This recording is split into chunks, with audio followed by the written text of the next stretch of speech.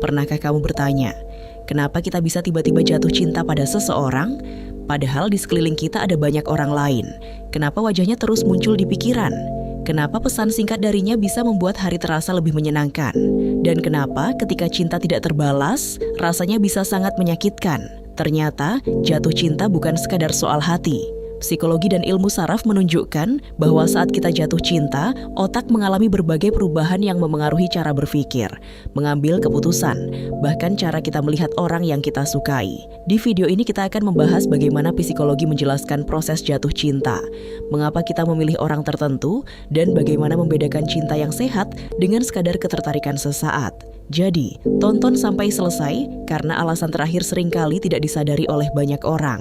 1. Apa itu jatuh cinta? Dalam psikologi, jatuh cinta bukan hanya perasaan bahagia. Jatuh cinta adalah gabungan antara emosi, pikiran, pengalaman hidup, dan proses biologis di dalam otak. Saat kita mulai tertarik pada seseorang, otak melepaskan zat kimia seperti dopamin yang berkaitan dengan rasa senang dan motivasi. Karena itu, kita merasa bersemangat setiap kali melihat atau berinteraksi dengan orang yang kita sukai. Selain dopamin, ada oksitosin dan vasopresin, dua hormon yang berperan dalam membangun rasa percaya, kedekatan, dan ikatan emosional. Inilah sebabnya mengapa cinta bukan hanya soal perasaan, tetapi juga hasil kerja otak. 2. Kenapa kita tertarik pada orang tertentu? Pernahkah kamu merasa bingung karena temanmu menganggap seseorang biasa saja, tetapi menurutmu dia sangat menarik? Psikologi menjelaskan bahwa ketertarikan dipengaruhi oleh banyak faktor. Pertama, kesamaan. Kita cenderung lebih nyaman dengan orang yang memiliki nilai hidup, hobi, atau cara berpikir yang mirip dengan kita. Kedua, kedekatan. Semakin sering kita bertemu seseorang, semakin besar kemungkinan muncul rasa suka. Ini dikenal sebagai mere exposure effect. Ketiga, rasa aman. Banyak orang tertarik kepada mereka yang membuatnya merasa diterima, didengarkan, dan dihargai. Jadi ketertarikan bukan hanya soal penampilan, tetapi juga pengalaman yang kita rasakan bersama seseorang. 3. Mengapa orang yang sulit didapat justru terasa lebih menarik? Ini adalah salah satu fenomena yang paling sering terjadi. Dalam psikologi terdapat konsep scarcity effect, yaitu kecenderungan manusia menganggap sesuatu yang sulit didapat sebagai sesuatu yang lebih bernilai. Ketika seseorang terlihat mandiri, sibuk, atau tidak mudah menunjukkan ketertarikan, otak sering menganggapnya lebih menarik. Namun perlu diingat, sulit didapat tidak selalu berarti cocok untuk dijadikan pasangan. Terkadang kita lebih tertarik pada tantangan daripada pada orangnya. 4. Kenapa jatuh cinta bisa membuat kita sulit berpikir jernih? Saat jatuh cinta, bagian otak yang berhubungan dengan penghargaan menjadi sangat aktif. Di sisi lain, area yang bertugas mengevaluasi dan berpikir kritis bisa menjadi kurang aktif. Akibatnya, kita cenderung melihat orang yang kita sukai melalui kacamata merah muda. Kita lebih fokus pada kelebihannya dan sering mengabaikan kekurangannya. Inilah sebabnya banyak orang berkata, "Dulu aku tidak melihat tanda-tanda itu, bukan karena tanda tersebut tidak ada, tetapi karena otak sedang memproses cinta dengan cara yang berbeda." 5. Apakah cinta pada pandangan pertama itu nyata? Banyak orang percaya pada cinta pada pandangan pertama.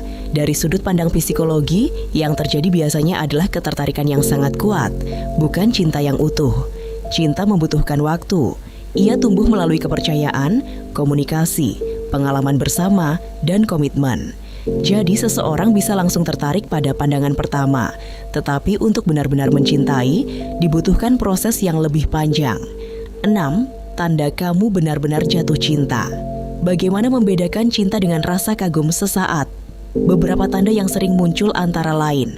Pertama, kamu peduli pada kebahagiaannya, bukan hanya pada keinginanmu sendiri. Kedua, kamu menerima kelebihan sekaligus kekurangannya.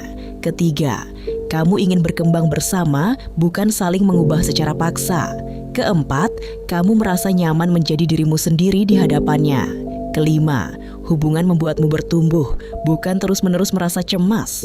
Jika hubungan hanya dipenuhi rasa takut kehilangan, cemburu berlebihan dan ketidakpastian, mungkin yang mendominasi bukan cinta, melainkan kecemasan atau keterikatan yang tidak sehat. 7. Cara membangun cinta yang sehat. Psikologi menunjukkan bahwa hubungan yang sehat dibangun melalui beberapa hal sederhana, tetapi penting.